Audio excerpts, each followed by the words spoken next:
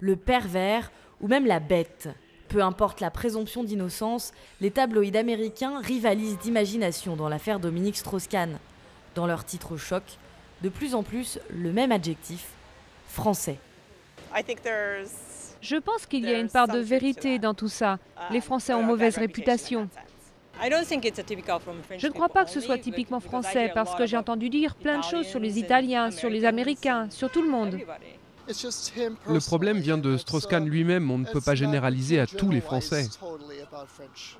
Pourtant, les éditorialistes américains n'hésitent pas à faire l'amalgame. Les Français seraient machistes et leurs femmes trop tolérantes. Pour cette conseillère conjugale de New York, c'est surtout que la séduction n'est pas perçue de la même manière des deux côtés de l'Atlantique. C'est vrai qu'en France, c'est quelque chose qui est accepté, qui est toléré, qui est même valorisé. C'est pas mal d'être un homme qui plaît aux femmes ou qui séduit les femmes, alors qu'ici, c'est tout à fait codifié. On a beaucoup de lois par rapport au harcèlement moral dans les entreprises, partout, et on fait très attention à ça. Pourquoi ? Pour protéger les femmes aussi de tous les problèmes de supériorité.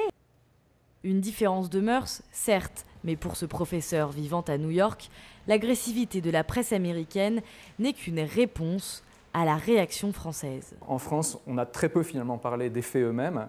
On a tout de suite été dans l'interprétation, en particulier on s'est focalisé sur cette image de Strauss-Kahn menotté. C'est parce que les Français ont lu l'affaire comme une affaire spécifiquement américaine que les Américains en sont venus à lire l'affaire Strauss-Kahn comme caractéristique d'un comportement machiste, phallocrate français. Le macho français à la peau dure et l'affaire DSK ne devraient pas améliorer sa réputation.